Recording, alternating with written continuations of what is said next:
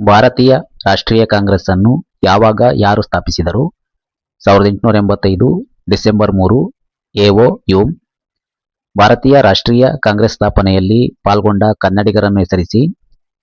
ಕೋಲಾಚಲಂ ವೆಂಕಟರಾವ್, ಕಾರವಾರದ ನಾರಾಯಣ ಚಂದಾವರ್ಕರ್, ಬೆಳಗಾವಿಯ ಬಾಬುಸಾಹೇಬ್ ಬಾಟೆ.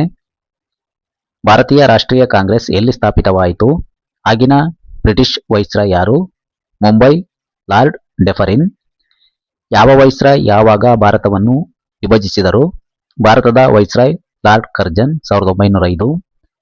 ಸ್ವದೇಶಿ ಬಹಿಷ್ಕಾರ ಚಳುವಳಿಗೆ ಯಾರು ಯಾವಾಗ ಕರೆಕೊಟ್ಟರು? ಬಾಲಗಂಗಾಧರ್ ತಿಲಕ್ 1905. ಸ್ವದೇಶಿ ಚಳುವಳಿಯನ್ನರಡಿದ ಕರ್ನಾಟಕದ ಧುರೀಣರನ್ನು ಹೆಸರಿಸಿ.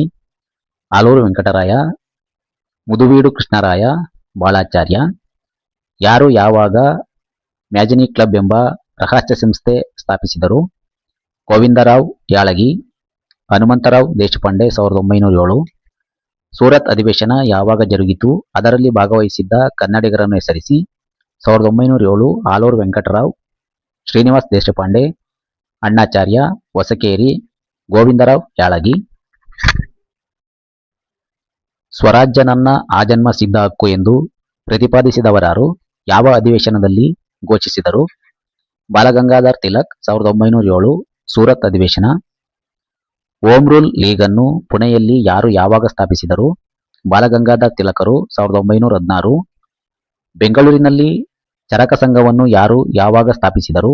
ಗಂಗಾಧರರಾವ್ ದೇಶಪಾಂಡೆ 1916. ಧಾರವಾಡದಲ್ಲಿ ಕರ್ನಾಟಕ ಸಭಾವನ್ನು ಯಾರು ಯಾವಾಗ ಸ್ಥಾಪಿಸಿದರು? ಆಲೂರು ವೆಂಕಟರಾಯ 1916. 1920ರ ನಾಗಪುರದ ಕಾಂಗ್ರೆಸ್ ಅಧಿವೇಶನಕ್ಕೆ ಯಾರ ನೇತೃತ್ವದಲ್ಲಿ 800 ಮಂದಿ ಕನ್ನಡಿಗರು ಹೋಗಿದ್ದರು? ಕಡಪ ರಾಘವೇಂದ್ರ ರಾಯರು. ಯಾವ ಕಾಂಗ್ರೆಸ್ ಅಧಿವೇಶನದಲ್ಲಿ ಕರ್ನಾಟಕಕ್ಕೆ ಪ್ರತ್ಯೇಕ ಪ್ರಾಂತೀಯ ಕಾಂಗ್ರೆಸ್ ಸಮಿತಿಯ ಸ್ಥಾಪನೆಗೆ ಅನುಮತಿ ದೊರೆಯಿತು? 1920ರಲ್ಲಿ ನಡೆದ ನಾಗಪುರ ಕಾಂಗ್ರೆಸ್ ಅಧಿವೇಶನ. ಮುಂಬೈ ಕರ್ನಾಟಕ ಕಾಂಗ್ರೆಸ್ ಸಮಿತಿಯ ಕಾರ್ಯಚಟುವಟಿಕೆಯ ಕೇಂದ್ರ ಯಾವುದು? ಮೊದಲ ಅಧ್ಯಕ್ಷರಾರು? ಗದಗ್ ಗಂಗಾಧರರಾವ್ ದೇಶಪಾಂಡೆ. ಹೋಮ್ ರೂಲ್ ಚಳುವಳಿಯನ್ನು ಪ್ರತಿಪಾದಿಸಿದ ಕರ್ನಾಟಕದ ಪ್ರಮುಖ ವ್ಯಕ್ತಿ ಯಾರು? ಮೈಸೂರು ವೆಂಕಟಕೃಷ್ಣಯ್ಯ. ಬ್ರಹ್ಮವಿದ್ಯಾ ಸಮಾಜವನ್ನು ಯಾರು ಎಲ್ಲಿ ಯಾವಾಗ ಸ್ಥಾಪಿಸಿದರು? Doctor B. ಅನಿಬೆಸೆಂಟರು, ಮದ್ರಾಸಿನ ಅಡಿಯಾರು 1916. ಮೈಸೂರು ಜಿಲ್ಲಾ ಕಾಂಗ್ರೆಸ್ ಸಮಿತಿಯು ಯಾರ ಅಧ್ಯಕ್ಷತೆಯಲ್ಲಿ ಅಸ್ತಿತ್ವಕ್ಕೆ ಬಂದಿತು? ಜಸ್ಟಿನ್ ಸೆಟ್ಲೂರ್. ಅಖಿಲ ಕರ್ನಾಟಕ ಮೊದಲ ರಾಜಕೀಯ ಪರಿಷತ್ತು ಎಲ್ಲಿ ಜರುಗಿತು? ಅಧ್ಯಕ್ಷತೆಯನ್ನು ವಹಿಸಿದವರಾರು? ಧಾರವಾಡ. ಮಾಜಿ ದಿವಾನರಾದ ವಿ. ಪಿ. ಮಾಧವರಾವ್. ಮುಂಬೈ ಕರ್ನಾಟಕ ಕಾಂಗ್ರೆಸ್ ಸಮಿತಿಯನ್ನು ಯಾರು ಯಾವಾಗ ಸ್ಥಾಪಿಸಿದರು? ಅವರ ಬಿರುದಾವುದು? ಗಂಗಾಧರರಾವ್ ದೇಶಪಾಂಡೆ 1920 ಕರ್ನಾಟಕ ಕೇಸರಿ. ಕರ್ನಾಟಕದ ಜನತೆಯಲ್ಲಿ ರಾಷ್ಟ್ರೀಯತೆಯು ಉದಯಿಸಲು ಕಾರಣವಾದ ಯಾವುದಾದರೂ 4 ಅಂಶಗಳನ್ನು ತಿಳಿಸಿ. 1. ಕರ್ನಾಟಕ ಪ್ರಕಾಶಿಕ, ವೃತ್ತಾಂತ ಚಿಂತಾಮಣಿ, ಸ್ವದೇಶಾಭಿಮಾನಿ, ಕೇಸರಿ, ಮರಾಠ, ಕನ್ನಡ ಸುವಾರ್ತೆ, ಹಿತಬೋಧಿನಿ, ಚಂದ್ರೋದಯ ಎಂಬ ಪತ್ರಿಕೆಗಳಲ್ಲಿ ಬರಹದ ಪ್ರಭಾವ. 2. ಸ್ವಾಮಿ ವಿವೇಕಾನಂದರು ಕರ್ನಾಟಕದ ಬೆಂಗಳೂರು, ಮೈಸೂರು ಮೊದಲಾದ ಕಡೆ ಮಾಡಿದ ಭಾಷಣಗಳು. 3. ಮಹಿಳೆಯರಲ್ಲಿ ಜಾಗೃತಿ ಮೂಡಿಸಿದ ಕ್ರಿಶ್ಚಿಯನ್ ಮಿಷನರಿಗಳ ಪಾತ್ರ. 4. ರಾಷ್ಟ್ರೀಯ ಕಾಂಗ್ರೆಸ್ಸಿನ ನಾಯಕರಾದ ದಾದಾಬಾಯಿ ನವರೋಜಿ, ಗೋಪಾಲಕೃಷ್ಣ ಗೋಖಲೆ, ತಿಲಕರ ಭಾಷಣಗಳು. 5. ಹಿಂದೂಗಳನ್ನು ಒಂದುಗೂಡಿಸುವಲ್ಲಿ ಗಣೇಶೋತ್ಸವ, ಶಿವಾಜಿ, ಬಸವ ಜಯಂತಿ, ದಸರಾ ಉತ್ಸವಗಳ ಪ್ರಭಾವ. 6. ಬೆಳಗಾವಿ, ನರಗುಂದ, ಧಾರವಾಡ, ಬಾಗಲಕೋಟೆ, ಹಾನಗಲ್, ನವಲಗುಂದ ಮೊದಲಾದ ಕಡೆ ಸ್ಥಾಪಿತವಾದ ರಾಷ್ಟ್ರೀಯ ಶಾಲೆಗಳ ಶಿಕ್ಷಣದ ಪ್ರಭಾವ.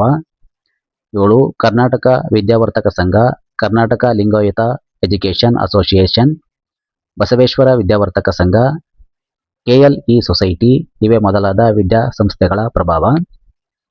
ಗಾಂಧೀಜಿಯವರ ಆಗಮನಕ್ಕಿಂತ ಮುನ್ನ ಜರುಗಿದ ಕರ್ನಾಟಕದ ಸ್ವಾತಂತ್ರ್ಯ ಚಳುವಳಿಯ ವಿವಿಧ ಘಟನೆಗಳನ್ನು ತಿಳಿಸಿ. 1. ಭಾರತೀಯ ರಾಷ್ಟ್ರೀಯ ಕಾಂಗ್ರೆಸ್ 1885. 2. ಬಂಗಾಳದ ವಿಭಜನೆಯ ವಿರುದ್ಧ ಪ್ರತಿಭಟನೆ 1905. 3. ಸ್ವದೇಶಿ ಮತ್ತು ಬಹಿಷ್ಕಾರ ಚಳುವಳಿ 1905 ಆಗಸ್ಟ್. 4. ಕರ್ನಾಟಕ ಸಭಾ ಸ್ಥಾಪನೆ 1916. 5. ಬೆಂಗಳೂರಿನಲ್ಲಿ ಚರಕ ಸಂಘ ಸ್ಥಾಪನೆ 1916. 6. ಸತ್ಯಾಗ್ರಹ ಚಳುವಳಿ 1917. 7. ಅಖಿಲ ಕರ್ನಾಟಕ ಮೊದಲ ರಾಜಕೀಯ ಸಭೆ 1920. 8. ಮುಂಬೈ ಪ್ರಾಂತ್ಯ ಕರ್ನಾಟಕ ಪ್ರಾದೇಶಿಕ ಕಾಂಗ್ರೆಸ್ ಸಮಿತಿಯ ಸ್ಥಾಪನೆ 1920.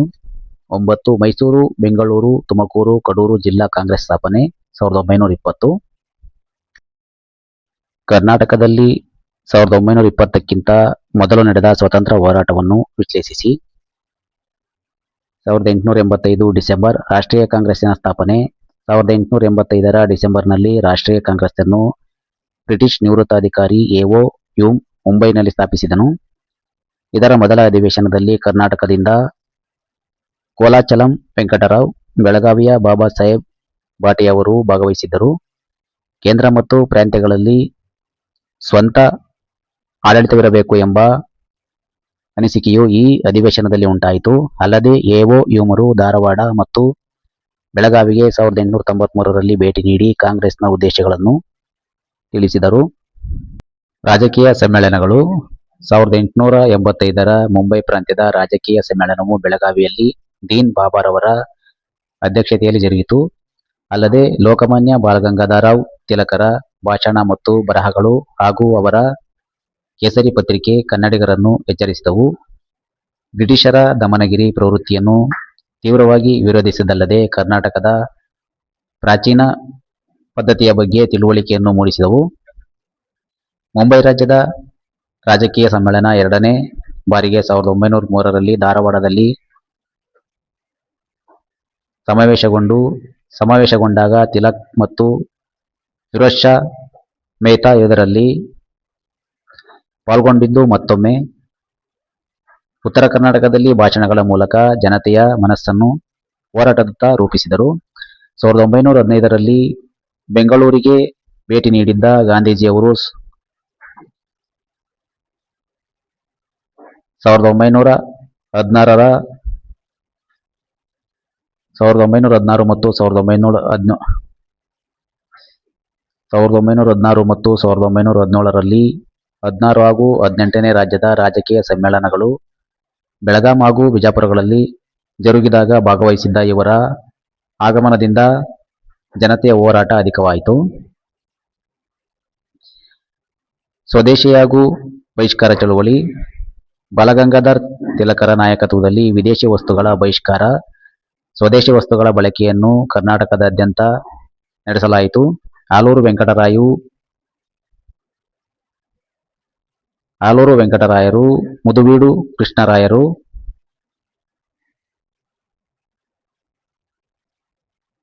ಸಕ್ಕರಿ ಬಾಳಾಚಾರ್ಯರು ಮೊದಲಾದ ಕರ್ನಾಟಕದ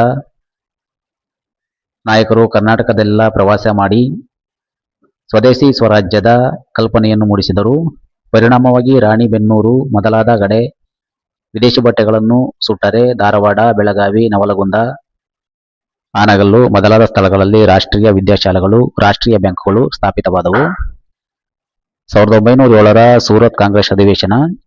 ಈ ಅಧಿವೇಶನಕ್ಕೆ ಕರ್ನಾಟಕದಿಂದ ಆಲೂರು ವೆಂಕಟರಾವ್, ಅಣ್ಣಾಚಾರ್ಯ, ಹೊಸಕೇಸರಿ ಶ್ರೀನಿವಾಸರಾವ್, ಕೌಜಲಗಿ ಗೋವಿಂದರಾವ್, ಯಾಳಗಿ ಹಾಗೂ ಗಂಗಾಧರರಾವ್ ದೇಶಪಾಂಡೆಯವರು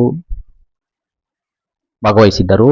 ಯಾಳಗಿ ಮತ್ತು ಹನುಮಂತರಾವ್ ದೇಶಪಾಂಡೆಯವರು 1907ರಲ್ಲಿ ಮ್ಯಾಜಿನಿ ಕ್ಲಬ್ ಎಂಬ ರಹಸ್ಯ ಸಂಸ್ಥೆಯನ್ನು ಬೆಳಗಾವಿಯಲ್ಲಿ ಸ್ಥಾಪಿಸಿದರು. 1916ರಲ್ಲಿ ಹೋಮ್ ರೂಲ್ ಲೀಗ್ ಅನ್ನು ತಿಲಕರು ಆರಂಭಿಸಿದಾಗ ಕರ್ನಾಟಕದ